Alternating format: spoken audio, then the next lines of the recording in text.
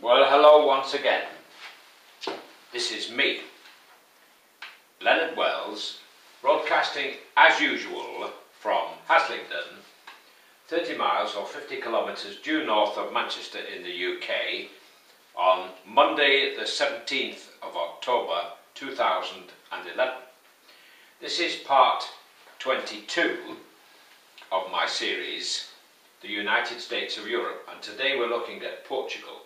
We're going alphabetically through the 27 countries of the EU as currently constituted, and this is my dream, a United States of Europe, which would mean we would have a President of the United States of Europe, as the Americans have Barack Obama.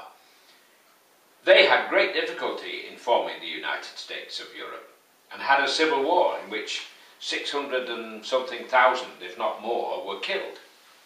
More than all the wars that America has been involved in before or since. So it isn't surprising that we currently have difficulties, because we haven't yet seen what we need to do.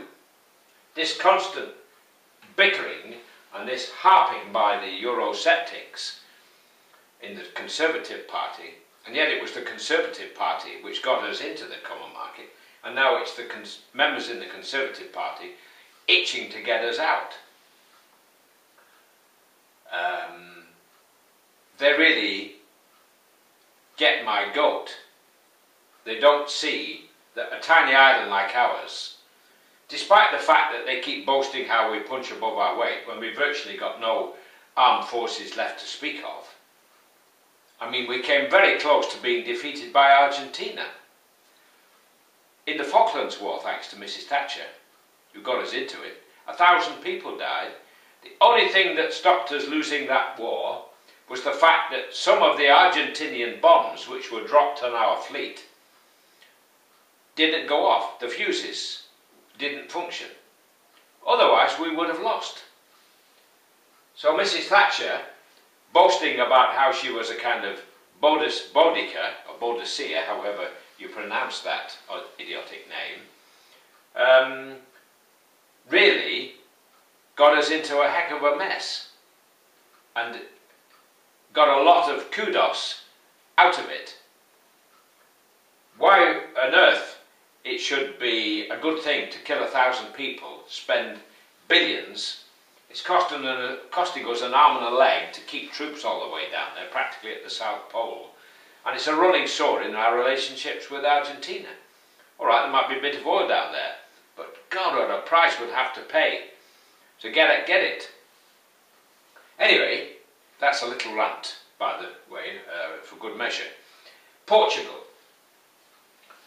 Well, when I was a boy, every time you thought of Portugal, you thought of port, which is a strong, powerful drink of wine, fortified wines, very strong, very sweet, and it always, you saw a picture on the bottle of barrels and grapes and you name it, and it was a very romantic thing. Portugal has had a big influence on the world for its size. Taken over part of the Roman Empire, then became part of the Muslim Empire in the 7th, 8th centuries, became part of the Muslim Empire, as did Spain. Eventually, the Muslims were pushed back out, and it returned to being a Christian country, and has remained so. Because of its position facing the Atlantic and its involvement in the trade routes, it has played a big part in history, and its fleet of ships formed a big empire in the end. They managed to conquer a big empire, including Brazil, chunks of Africa, East Timor in Indonesia now, Macau, which was not long ago handed back to the Chinese,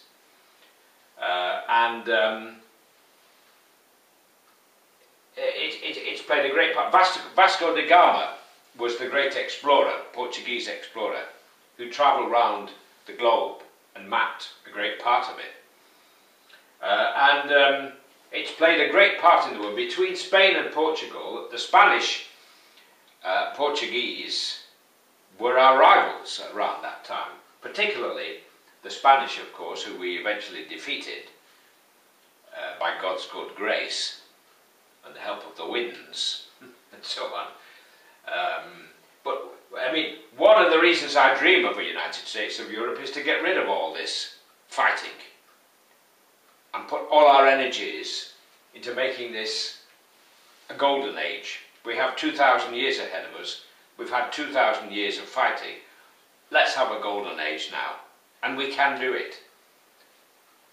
Who does not agree that America, the United States of America, is better for having been a United States of America than it would have been with individual little states? It could not have fought the First and Second World Wars as it did, as individual little countries. And it certainly would not have the influence in the world that it has now if it had been a lot of individual little countries. You see, this is what these little Englanders in the Tory party can't accept, that we're just a tiny little island. Tiny little island. If we pull out of the EU, heaven help us, our currency will become worthless. Because they keep talking about punching above our weight, as though we were still the leader of the British Empire. But we're not. Definitely not. I want to see us part of the United States of Europe, so that we don't have people, all right, he was on the other side, Tony Blair, deciding to fight a war in Iraq, as he did, and then taking us into Afghanistan. If we can make a United States of Europe, then we have great possibilities of being the most powerful force on the planet. Already, the 27 countries of the EU have a GDP, a gross domestic product, almost equal to that of China and the US combined. So imagine what it would be united completely with countries like Turkey and the Ukraine and the rest of the Balkans and Switzerland and Norway inside the EU. Portugal is in the EU, in the Euro, and in Schengen. Now, for a large part of the 20th century, Portugal was a dictatorship. Round about 1970, in the 70s, there was a revolution and it became a democracy again. It rapidly got rid of all its colonies and became a member of NATO, the EU, and then the Euro and Schengen, and all the other involvement that it has since then, since those days. Its language, in written form, is very similar to Spanish. But when you listen to them speak it, it sounds almost Russian to me. I speak reasonable French, reasonably good schoolboy French, but I can understand, and I speak a little Spanish, enough to understand and get by, but I cannot understand what they say in Portugal. And yet my girlfriend in Romania, who speaks Romanian of course, like a native, she says she can understand what the Portuguese say. Well, Romanian is one of the Romance languages derived from Latin, from the days of the Roman Empire. So obviously there is a connection if she can understand it.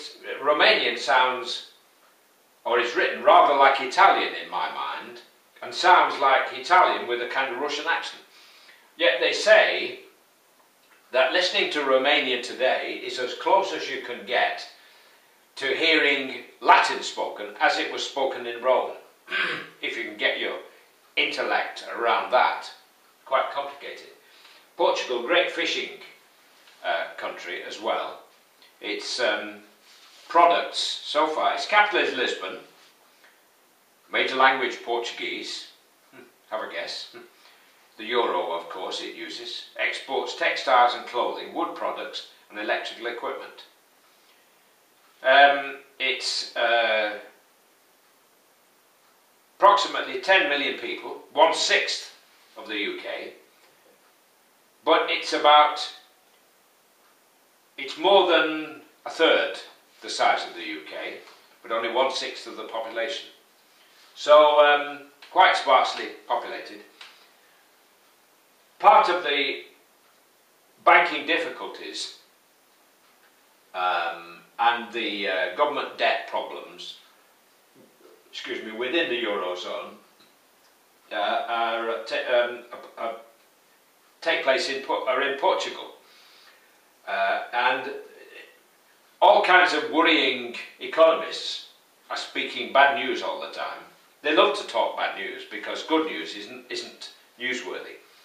So they keep constantly telling us about how there's going to be a great collapse and the Eurozone is going to collapse and the euro will sink and all the countries will go back to how it was before with the individual currencies. Well, take my word for it, it won't happen. They don't know what it's like to be on the inside in Britain. In Romania, they're not in the euro, and yet everybody there thinks in euros. They want to be in the euro. If you sell a house there, it's usually priced in euros. If you sell a car there, they're usually priced in euros. And yet they have their own currency, the lei. That's how it is. Unfortunately, the Europeans tend to think European-wide. We tend to think like Little Englanders, this punching above our weight business. Well, I've waffled on. I'll tell you a little bit more that comes to mind. Portugal fought on the Allied side, our side, during the First World War. During the Second World War, it was neutral, although it allowed Britain to use the Azores as for airbase purposes. The RAF was allowed to use it. And they've always been one of our close allies, the Portuguese. They helped us when we fought the Spanish in the Napoleonic Wars. And they still have the same clock as we do, rather oddly. So the time in London is always the same time as it is in Portugal. So you've got one time in Madrid and another time in Lisbon, and the same time in London as in Lisbon. Complicated world, isn't it?